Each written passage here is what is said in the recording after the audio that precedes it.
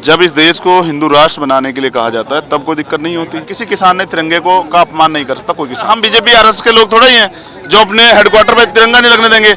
आज उस तिरंगे को आधार बना के किसानों के आंदोलन को बदनाम कर रहे हैं। देखिए, जब किसी आंदोलन को बदनाम करना होता है, खत्म कराना होता है, सरकार के पास यही हथियार होते हैं। तो उनके आंसुओं ने हमें इकट्ठा करते हैं। मुझे कोई नेतागिरी करने का शौक नहीं, पब्लिसिटी का शौक नहीं। तो सरकार अपने एजेंडे पे एक एक करके सब लोगों को सता रही है। ठीक है, आज भी मैं जो हूँ 2 किलोमीटर पैदल चल के आया हूँ, पता है आपको। सरकार अगर पीछा भी हटना चाहे तो नहीं हट पाए, क्योंकि इतना पैसा जो लगा है, अडानी अंबानी के वेयर हाउस जो बने हुए हैं, सब चीजें, कि जो लोग यहाँ या टीवी देख रहे हैं वो लोग भाग जाए, उनके घर के लोग फोन करें कि भागाओ, यहाँ तो लाठी बजने वाली, यहाँ तो ये होने वाला। मीडिया डरा रही थी। मीडिया सरकार का काम कर रही है, ये मीडिया नहीं है। मोदी मीडिया जो कहते हैं वो गलत नहीं कहते हैं। और वहाँ दूसरी तरफ पत्थरबाजी हो रही है, किसान हाथ जोड़ रहे हैं, किसान पीछे हट रहे हैं और पत्थरबाजी कर रहे हैं।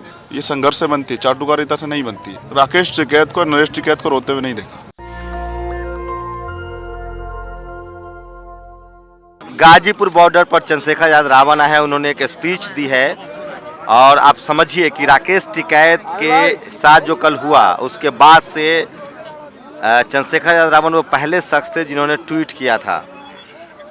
26 जनवरी के बाद लोगों ने साथ छोड़ना शुरू कर दिया था, किसानों ने, पॉलिटिकल पार्टियों ने कन्नी काटना शुरू कर दिया था। चंद्रशेखर आजाद तब भी किसान आंदोलन के साथ थे। आज खुद गाजीपुर बॉर्डर पर आए हैं। 26 जनवरी को जो हुआ लाल किले पर, उस पर आपकी राय क्या है? देखिए, जो 26 जनवरी को हुआ, अगर मैं किसान आंदोलन से अलग बात करूं तो मेरी बहुत सारी राय हो सकती है। जब इस देश को हिंदू राष्ट्र बनाने के लिए कहा जाता है तब कोई दिक्कत नहीं होती। ये केसरिया रंग जो है ना, इसी को प्रधानमंत्री सर पे ओढ़ते हैं ना जब जाते हैं गुरुद्वारे में। ये केसरिया रंग हमारे गुरुओं महापुरुषों की पहचान है ना, बलिदान दिया ना, उन्हीं के ऊपर तो आज है। तो आज उस केसरिया रंग से इतनी दिक्कत हो गई है। देखिए, अगर देश के अपमान की बात है, वो देश का अपमान सिर्फ जो है उसे तिरंगे को जिस तरह झूठ फैलाया जा रहा है, किसी किसान ने तिरंगे को का अपमान नहीं कर सकता कोई किसान, ना कोई देश का व्यक्ति करता। मैं तो बाबा साहब अम्बेडकर को मानता हूँ। बाबा साहब अम्बेडकर ने कहा, मैं प्रथम और अंत्य भारतीय हूँ। तो जो भारतीय हम बीजेपी आरएसएस के लोग थोड़ा ही हैं जो अपने हेडक्वार्टर पे तिरंगा नहीं लगने देंगे। हम तो तिरंगे से प्यार करते हैं। और मैं वो शख्स हूँ जिसने तिरंगा जो है आरएसएस हेडक्वार्टर के सामने पूना में लहराया था, चैलेंज करके। नागपुर में 22 तारीख को, लास्ट ईयर 22 फरवरी को, मेरे आज भी याद है। कह रहे थे नहीं फहरान देंगे, हमने कहा कि ये सब जगह फहरेगा। आज उस तिरंगे को आधार बना के किसानों के आंदोलन को बदनाम कर रहे हैं। किसानों ने कुछ नहीं किया, जिसने किया है उसको सजा देनी चाहिए। मैं समर्थन करता हूं। कंस्पिरेसी लग रही है 26 जनवरी को, कोई कंस्पिरेसी हुई, जैसे जेएनयू हुआ या सीए एनआरसी हुआ, इस तरह से कोई पॉलिटिकल कंस्पिरेसी लग रही है? देखिए, जब किसी आंदोलन को बदनाम करना होता है, खत्म कराना होता है, सरकार के पास यही हथियार होते हैं। अब आप पहले पुराने आंदोलन को आप उठा के देख लीजिए, कहाँ क्या हुआ। एक जगह कपिल मिश्रा आए थे 23 फरवरी को आंदोलन खराब करने। इस तरह से कल यहाँ बीजेपी के विधायक आगे हैं। 26 को से पहले किसानों ने एक व्यक्ति को पकड़ा था, आपका अगर याद हो, प्रेस कॉन्फ्रेंस हुई थी रात में, आपने दिखाई थी, मैंने खुद देखी, कि 60 लोग जो है इनके साथ के हैं जो माहौल खराब करना चाहते हैं, किसान परेड में गोली चलाना चाहते हैं। गोली चली, कहाँ है वो व्यक्ति? पुलिस लेके गई, कहाँ गायब कर दिया? ये सब पुलिस और सरकार की मिली भगत से कराया जा रहा है। लेकिन रात जो हुआ वो बहुत निंदनीय था। एक मजबूत नेता को देश के नौजवानों ने, देश के लोगों ने रोते हुए देखा। और उसका वो इसलिए रोया था अपने डर से नहीं, क्योंकि एक नेता के पास जिम्मेदारी होती है। मेरे याद है जब भी, आज भी जमा मस्जिद पर जब मैं आंदोलन में था, मुझसे कहा कि चले जाओ, तो मैंने कहा नहीं जा सकता हूँ छोड़ के, जनता का भरोसा है।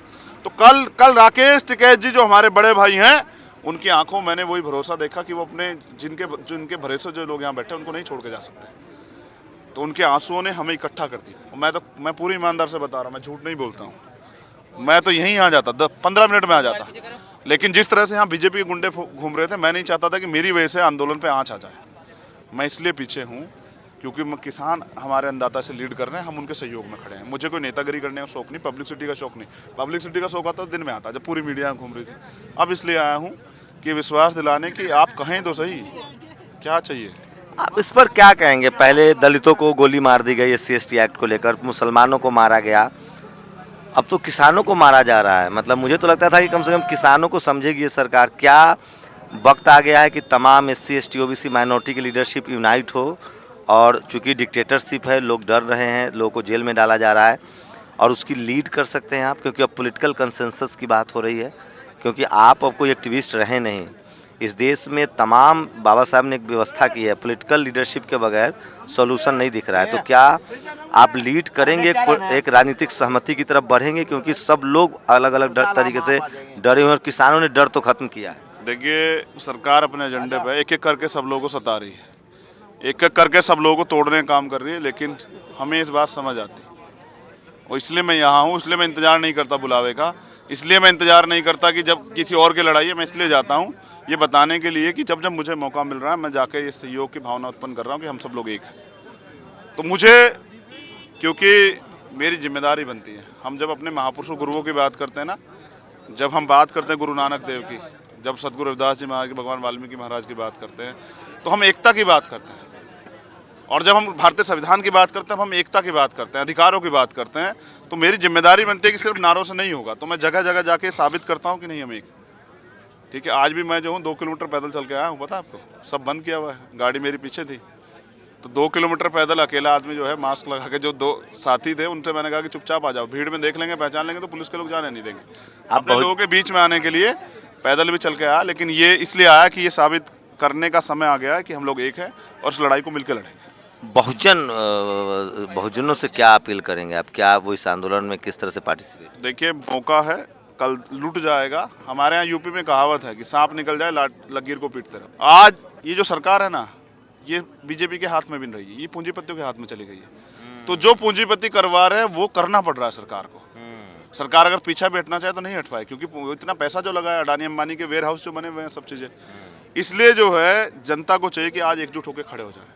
और जैसे हमने मिलकर गोरों को भगाया था ना, ऐसे आज इन चोरों को, लुटेरे को भी जो है भगाने के लिए जन आंदोलन का सहारा लें। पहले भी जब देश आज़ाद हुआ था ना, पहले प्राइम मिनिस्टर जो बने थे पंडित जवाहरलाल नेहरू, वो इलेक्टेड नहीं थे।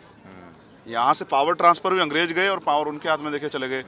ऐसा हो, अगर आने वाले कल में तानाशाही और बड़ी, तो जनता खड़ी हो जाएगी, और जब जनता खड़ी हो जाएगी तो इनको भी हो सके सत्ता। आपको लगता है डिक्टेटरशिप चल रही है, अमित शाह मोदी डिक्टेटरशिप, अगला चुनाव नहीं भी हो सकता है? देखिए, जब आप निर्दोष होते हुए जेल भेज दिए जाते हैं, आप एनएसए लग जाती है, तो आपको नहीं पता कि डिक्टेटरशिप चल रही है। जब आप हक की आवाज़ उठाने हाथरस जाते हैं, आप पे मुकदमा लगा दिया जाता है, आपको तमाम तरह से जो है लाठियाँ खानी पड़ती है, तो हमें नहीं पता। जब अपराध तो है ना, सुप्रीम कोर्ट है, हाई कोर्ट है, पुलिस है, सीबीआई है, ईडी। नतमस्तक है सरकार के आगे सर, कहाँ हिम्मत जुटा पा रहे। सुप्रीम कोर्ट ने देखा तो कमेटी क्या बनाई थी। मैं तो सुप्रीम कोर्ट का सम्मान करता हूँ, लेकिन कमेटी में कौन लोग थे? एक ही विचारधारा के लोग, वही लोग जो उस बिल का समर्थन कर रहे हैं। हमें जनता से उम्मीद है, बाकी किसी तंत्र से उम्मीद नहीं है, क्योंकि सवाल मेरे सरकार और कोर्ट अपना विश्वास खो चुकी है। एक सवाल मेरे जीवन में, मैं पहले सोचता था कि मीडिया दलितों की खबरें नहीं दिखाती, पिछड़ों को नहीं दिखाती, आदिवासियों को नहीं दिखाती, मुसलमानों को थोड़ी बहुत दिखाती है, मुस्लिम। अब तो किसानों को नहीं दिखा रही है, जाट, गुर्जर, पटेल, ठाकुर सब हैं। इसको आप कैसे देख रहे हैं? कल मीडिया ने जिस तरह से डिमोलिश किया, उस तरफ भी कोई ध्यान है आप लोगों का? मीडिया कल डरा रही थी कि जो लोग यहाँ या टीवी देख रहे हैं वो लोग भाग जाएं, उनके घर के लोग फोन करें कि भागाओ, यहाँ तो लाठी बजने वाली, यहाँ तो ये होने वाला। मीडिया डरा रही थी। मीडिया सरकार का काम कर रही है, ये मीडिया नहीं है। इसको हम जो हैं, इसको हम मोदी मीडिया जो कहते हैं वो गलत नहीं कहते हैं, ये सरकारी मीडिया है। और सरकारी मीडिया जो है, उनके चैनलों के नाम तो अलग अलग हैं, बाकी वो हैं सरकार के आदमी और सरकार के हिसाब से काम करते हैं। जनता के आंदोलन को बदनाम करने के लिए आज मैंने खुद देखा, और यही मीडिया दिखा रही थी। आप ये देखो कि सिंघू बॉर्डर पे पुलिस के लोग खड़े हैं, आरपीएफ खड़ी है, आरएएफ खड़ी है, और वहाँ दूसरी तरफ पत्थरबाजी हो रही है। किसान हाथ जोड़ रहे हैं, किसान पीछे हट रहे हैं और पत्थरबाजी कर रहे हैं। तो ये फोर्स किस लिए है? लॉ एंड ऑर्डर मेंटेन करने के लिए तो है। अपराधियों को पकड़ने जाए, किसानों को पकड़ किसान के बच्चों को जेल भेज रहे हैं। जो लोग 26 तारीख पकड़े थे उन्हीं पे मुकदमे लगा दिए। क्या हम नहीं जानते हैं? हम सब जान रहे हैं, जनता सब जानती है और जनता इलाज करेगी। मीडिया ने तो आपको भी अब दलित नेता बना दिया है। स्वागत है मीडिया का, कम से कम किसी का नेता तो माना, कम से कम नेता माना, यही बहुत है। हम दलितों के नेता या बहुजनों के नेता? नहीं, किसानों के नेता। मैं तो उनका बेटा हूँ। मेरी उम्र के नौजवानों को कोई मंच पे नहीं चढ़ने देता है। आप समझ रहे हैं? 130 करोड़ लोगों में अपनी ये जगह बनाना ना, कितने लोगों के लिए मुसीबत खड़ी करना है, ये बड़ा कठिन है। ये संघर्ष से बनती है, चाटुकारिता से नहीं बनती है। किसी के सहारे पे अगर बननी होती तो बहुत लोग बना लेते। टिकैत साहब का जो वीडियो आया वो बैकफायर था। दरअसल उनको रोते हुए दिखाना चाहती थी, मीडिया ह्यूमिलिएट कर रही थी, बेइज्जत जिसको कहते हैं। उसका बड़ा इम्पैक्ट हुआ है देश भर पे। आप जब देख रहे थे उन तस्वीरों को तो क्या लग रहा है? एक नेता के आँख के आंसू जो है ना, वो क्रांति का सैलाब होता। मैंने कभी अपने जीवन में राकेश टिकैत को, नरेश टिकैत को रोते हुए नहीं देखा। तमाम तरह की उनके साथ सब चीज़ें तो पड़ोसी हैं आप, तो पड़ोसी मेरे हैं। भाई हैं बड़े, मैं उनका छोटा भाई हूँ। हम इकट्ठे रहते हैं, हम पश्चिम से आते हैं। मैंने कभी उनको जो है, कभी मैंने उनको रोते हुए नहीं देखा, लेकिन कल मैंने उस व्यक्ति को टूटते हुए देखा। लेकिन उनकी आंखों के पानी से जो सैलाब आया ना, उस आंसू से, वो आज आप यहाँ देख सकते हैं। ये एक जो हम लोग बहुजन की बात करते हैं उसमें SC ST OBC माइनॉरिटी किसान जातियाँ, जाट समाज के लोग भी OBC कैटेगरी में आते हैं, तो वो एक यूनिटी बनती है। किसान आंदोलन ने कम से कम जात और धर्म का बैरियर लगता है तोड़ा है, कुछ डर खत्म हुआ है। टूट जाएगा कि वो कहते हैं ना, जंगल में जब आग लग जाए तो जो सुरक्षित जगह हो, चाहे वो सांप और नेवला क्यों ना, उनको एकजुट हो जाना चाहिए। तो बाबा साहब अम्बेडकर को मानने वाले लोग, 1948 का उनका एक भाषण है कि अपने राजनीतिक अधिकारों के लिए जो है पिछड़ों को और दलितों को मिलकर राजनीति करनी चाहिए। मैं इस बात का समर्थन करता हूँ और मैं आने वाले कल में इस पर ज़्यादा जोर दूंगा। एक आखिरी सवाल, फिर तैयार हैं आप एक FIR के लिए, क्योंकि आजकल FIR बहुत हो रही है। 90 मुकदमे हैं यार, FIR से नहीं डरता हूँ। कितने हैं? 90 मुकदमे, FIR से नहीं डरता हूँ।